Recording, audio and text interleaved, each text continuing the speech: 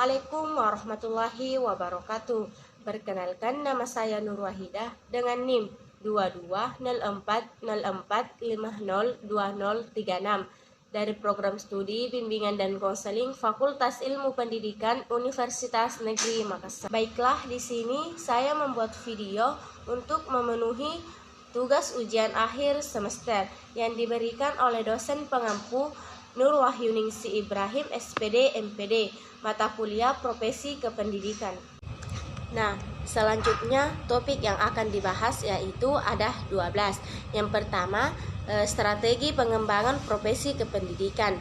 Yang kedua, rasional tantangan profesionalitas. Yang ketiga, jenis-jenis profesi dan tugas tanggung jawab profesi kependidikan. 4. Etika profesi kependidikan. Yang kelima, pemanfaatan teknologi pendidikan sesuai dengan bidangnya. Yang keenam, landasan, prinsip, teori, dan isu terkini tentang profesi kependidikan. Yang ketujuh, rasional tentang profesionalitas. Yang kedelapan, supervisi pendidikan. Yang kesembilan, organisasi kependidikan. Yang ke-10, bimbingan dan konseling. Yang ke-11, layanan khusus peserta didik. Dan yang terakhir, pendidikan non-formal. Selanjutnya bab 1 yaitu strategi pengembangan profesi kependidikan. Pengertian guru profesional. Sebelum mengetahui maksud dari guru profesional, maka alangkah baiknya terlebih dahulu mengetahui apa arti dari kata guru dan profesi. Kata guru dalam Kamus Besar Bahasa Indonesia diartikan dengan orang yang pekerjaannya atau mata pencahariannya mengajar, sedangkan arti profesional adalah bersangkutan dengan profesi atau memerlukan kepandaian khusus untuk menjalankannya. Kalau digabungkan, maka pengertian guru profesional adalah seorang yang memiliki keahlian dalam melaksanakan tugas mengajar. Nah, selanjutnya bagian B yaitu cara mengembangkan guru sebagai suatu profesi. Kompetensi yang harus dimiliki guru ada 4. Yang pertama, kompetensi pedagogik. Yang kedua, kompetensi kepribadian. Yang ketiga, kompetensi profesional. Yang keempat, kompetensi sosial. Nah, selanjutnya cara untuk meningkatkan profesional guru. 1. Melanjutkan pendidikan ke jenjang yang lebih tinggi. Yang kedua, aktif mengikuti KKG atau kelompok kerja guru dan komunitas guru. Yang ketiga, mengikuti pelatihan yang mendukung kualitas pembelajaran. Yang keempat, suka membaca buku. Yang kelima, peer observation and evaluation. Yang keenam, membuat karya tulis. Nah, selanjutnya bagian C yaitu tujuan dan fungsi pengembangan guru profesional. Tujuan pengembangan profesional guru ada 3. 1. Kebutuhan sosial untuk meningkatkan kemampuan sistem pendidikan yang efisien dan manusiawi. B. Kebutuhan untuk menemukan cara-cara untuk membantu staf pendidik dalam rangka mengembangkan pribadinya secara luas. Bagian C. Kebutuhan untuk mengembangkan dan mendorong keinginan guru untuk menikmati dan mendorong kehidupan pribadinya. Berikutnya, fungsi pengembangan profesional guru. A. Sebagai acuan sistem untuk melaksanakan kegiatan dalam jabatan yang cocok bagi guru. B. Sebagai bekal bagi sekolah untuk meningkatkan kualitas program-programnya. C. Menciptakan suasana atau kondisi yang memungkinkan guru untuk sebisa mungkin mengembangkan potensinya secara optimal. Nah, selanjutnya bagian D yaitu strategi pengembangan profesi guru. 1. Pendidikan dan pelatihan. Yang kedua, non-pendidikan dan pelatihan. Nah, selanjutnya bab 2, rasional tantangan profesionalitas. A. Rasionalitas.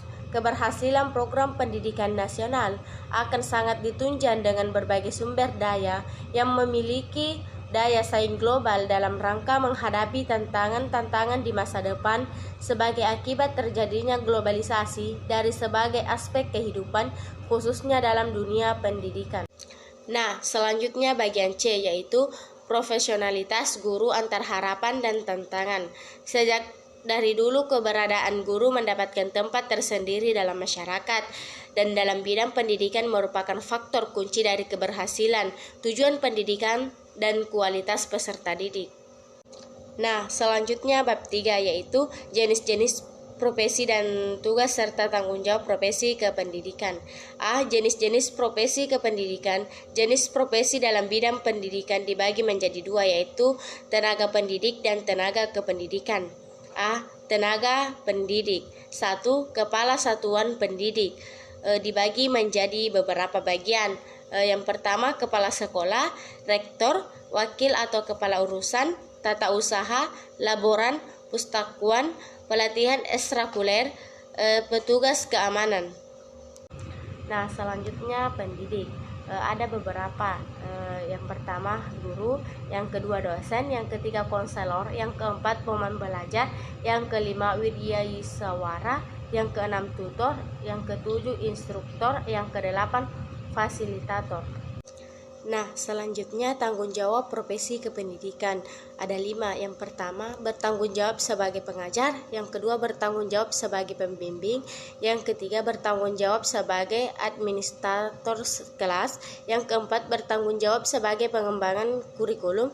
Yang kelima, bertanggung jawab untuk mengembangkan profesi. Nah, selanjutnya bab 4, yaitu etika profesi kependidikan. A. Pengertian etika profesi kependidikan. Secara etimologis, kata etika berasal dari bahasa Yunani, ethos yang artinya adat, kebiasaan atau watak, kesusilaan atau kostum. Etika berkaitan erat dengan moral. Istilah bahasa Latin yaitu mos atau dalam bentuk jamaknya mores, yang artinya adat, kebiasaan atau cara hidup seseorang dengan hal-hal yang baik dan menghindari perbuatan yang buruk. Nah, selanjutnya bagian B, yaitu bentuk-bentuk etika profesi kependidikan. Ada 3. Yang pertama, etika secara umum. Yang kedua, etika secara khusus. Dan yang ketiga, etika profesi kependidikan. Nah, selanjutnya pengembangan etika profesi kependidikan. Yang pertama, pengembangan sikap selama pendidikan prajabatan. Yang kedua, pengembangan sikap selama dalam jabatan. Nah, selanjutnya bab 5, pemanfaatan teknologi pendidikan sesuai dengan bidangnya. A. Pengertian teknologi pendidikan. Istilah teknologi berasal dari bahasa Yunani, yaitu teknologia, yang menurut Webster dictionary berarti sistematik, treatment atau penanganan sesuai secara sistematis. Sedangkan teknik sebagai dasar kata teknologi berarti art, skill, atau keahlian dan keterampilan ilmu. Jadi teknologi pendidikan dapat diartikan sebagai penanganan atau pelaksanaan pendidikan secara sistematis. Nah, selanjutnya bagian B, macam-macam teknologi pendidikan. Teknologi yang pertama yaitu sistem berpikir. Teknologi yang kedua yaitu desain sistem. Teknologi yang ketiga yaitu mutu atau kualitas pengetahuan. Teknologi yang keempat yaitu manajemen perubahan. Dan yang terakhir teknologi yang kelima yaitu teknologi pembelajaran. Nah, selanjutnya yaitu dampak positif dan dampak negatif. Nah, selanjutnya bab 6 yaitu landasan, prinsip, teori, dan isu terkini tentang profesi kependidikan. 1. Landasan hukum. Menurut Undang-Undang Nomor 14 Tahun 2005 tentang guru dan dosen, guru adalah tenaga pendidik profesional dengan tugas utama mendidik, mengajar, membimbing, mengarahkan, melatih, menilai, dan mengevaluasi peserta didik pada pendidikan anak usia dini, jalur pendidikan formal, pendidikan dasar, dan pendidikan menengah. Yang kedua, landasan filsafat. Secara garis besarnya ada 4 cabang filsafat, yaitu metafisika, epistemologi, logika, dan etika. Yang ketiga, landasan psikologi, dan yang terakhir yaitu landasan sosial budaya. Nah, selanjutnya bagian B yaitu prinsip profesi kependidikan. Bagian C, teori terkait profesi kependidikan. Dan D, isu terkini mengenai profesi kependidikan. Nah, selanjutnya bagian B yaitu prinsip profesi kependidikan. Bagian C, teori terkait profesi kependidikan. Dan D, isu terkini mengenai profesi kependidikan. Nah, selanjutnya bab 7 yaitu manajemen sekolah. A. Pengertian manajemen sekolah. Manajemen dalam arti luas adalah perencanaan, pelaksanaan, dan pengawasan sumber daya organisasi untuk mencapai tujuan secara efektif dan efisien. Sedangkan manajemen dalam artian sempit adalah manajemen sekolah atau madrasah. Manajemen sekolah merupakan proses mengelola sekolah melalui perencanaan, pengorganisasian, pengarahan, dan pengawasan sekolah agar mencapai tujuan pendidikan yang telah ditetapkan. Nah, selanjutnya bagian B, konsep manajemen sekolah. 1. Manajemen internal, 2. Manajemen eksternal. Bagian C, fungsi manajemen sekolah. 1. Perencanaan, 2. Pengorganisasian, 3. Pengawasan, yang keempat penilaian. Nah, selanjutnya bab 8 yaitu supervisi pendidikan. A. Pengertian supervisi pendidikan. Sejatinya, Islam pendidikan sudah tidak asing lagi diperkenalkan dalam dunia pendidikan. Kemudian istilah supervisi adalah sebuah kegiatan yang mencakup kepada sebuah perbaikan dalam sebuah institusi. Kata supervisi diadopsi dari bahasa Inggris supervision yang berarti pengawasan atau kepengawasan. Orang yang melaksanakan pekerjaan supervisi disebut supervisor. Supervisi adalah sebagai bantuan dan pembimbing kepala guru dalam bidang instruksional, belajar, dan kurikulum dalam usahanya untuk mencapai tujuan sekolah. Nah, selanjutnya tujuan supervisi pendidikan. 1. Membantu guru agar dapat lebih mengerti atau menyadari tujuan-tujuan pendidikan di sekolah dan fungsi sekolah dalam usaha mencapai tujuan pendidikan itu. Yang kedua, membantu guru agar mereka lebih menyadari dan mengerti kebutuhan dan masalah-masalah yang dihadapi siswanya supaya dapat membantu siswanya itu lebih baik lagi. Yang ketiga, untuk melaksanakan kepemimpinan efektif dengan cara yang demokratis dalam rangka meningkatkan kegiatan-kegiatan profesional di sekolah. Nah, selanjutnya langkah-langkah supervisi. Ada 5. Yang pertama, pendahuluan pertemuan. Yang kedua, perencanaan oleh guru dan supervisor. Yang ketiga, pelaksanaan dan pelatihan mengajar dan observasi. Yang keempat, mengandalkan analisis data. Dan yang terakhir atau yang kelima yaitu diskusi memberikan umpan balik. Nah, selanjutnya bab 9 yaitu organisasi kependidikan. A. Pengertian organisasi profesi. Organisasi adalah suatu perserikatan manusia dari 2 orang ataupun lebih yang di dalamnya terdapat struktur serta ketentuan dan sistem kegiatan kerja dalam menggapai tujuan bersama. Organisasi profesi yaitu suatu organisasi yang didirikan dari 2 orang atau lebih yang mempunyai profesi yang sama dalam mencapai tujuan bersama. Nah, selanjutnya bagian B yaitu tujuan organisasi dan manfaat profesi kependidikan. Ada 3. Yang pertama, untuk meningkatkan dan mengembangkan pekerjaan anggotanya. Yang kedua, untuk meningkatkan dan mengembangkan kemampuan anggotanya. Dan yang ketiga, untuk meningkatkan dan mengembangkan kewenangan profesional anggota. Nah, selanjutnya bagian C yaitu fungsi organisasi profesi kependidikan. Dalam suatu organisasi, profesi kependidikan mempunyai fungsi. Fungsi itu diantaranya, yang pertama, sebagai wadah untuk mengasah kompetensi para profesi kependidikan dalam menghadapi tantangan teknologi dan informasi yang berkembang semakin pesat. Yang kedua, sebagai media untuk saling bertukar pengalaman, wawasan mengenai dunia pendidikan. Yang ketiga, sebagai pemersatu dan meningkatkan kemampuan profesional suatu profesi. Nah, selanjutnya bab 10 yaitu bimbingan dan konseling. A. Pengertian bimbingan dan konseling. Bimbingan adalah bantuan yang diberikan kepada individu untuk mencapai pemahaman dari arah diri tertentu untuk membuat penyelesaian maksimal terhadap sekolah, rumah tangga, dan masyarakat umum. Menurut Jumhur dan Muhammad Surya 1995, konseling lebih identik dengan psikoterapi, yaitu usaha untuk menolong dan menganggap individu yang mengalami kesukaran dan gangguan psikis yang serius. Tujuan bimbingan dan konseling.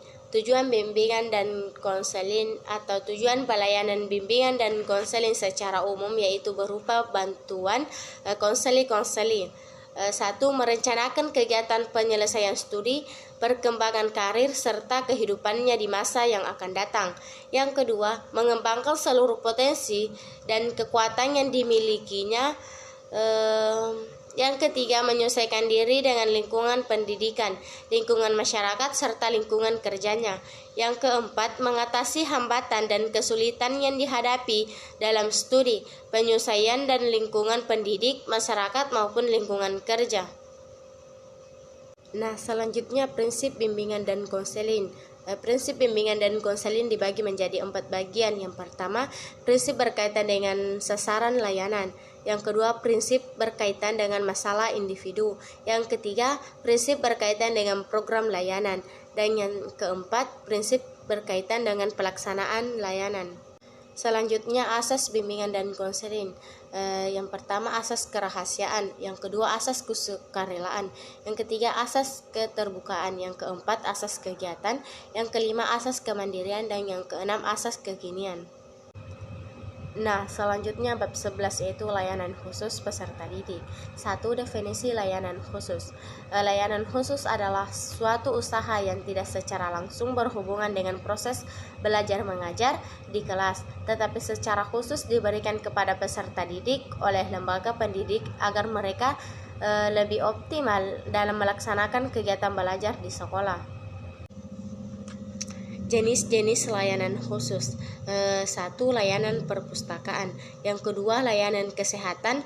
Yang ketiga, layanan asrama. Yang keempat, layanan bimbingan dan konseling. Yang kelima, layanan kafetaria peserta didik. Nah, selanjutnya bab terakhir atau bab 12 yaitu pendidikan non-formal. Pengertian pendidikan non-formal. Pendidikan non-formal adalah jalur pendidikan di luar pendidikan formal yang dapat dilaksanakan secara terstruktur dan berjenjang. Hasil pendidikan non-formal dapat dihargai setara dengan hasil program pendidikan formal setelah melalui proses penilaian penyetaraan oleh lembaga yang dituju oleh pemerintah atau pemerintah daerah dengan mengacu pada standar nasional pendidikan. Nah, selanjutnya bagian B, tujuan pendidikan non-formal. Ditinjau dari faktor tujuan belajar atau pendidikan. Pendidikan non-formal bertanggung jawab menggapai dan memenuhi tujuan-tujuan yang sangat luas, jelas, level maupun cukupannya. Dalam kapasitas inilah muncul pendidikan non-formal yang bersifat multipurpose.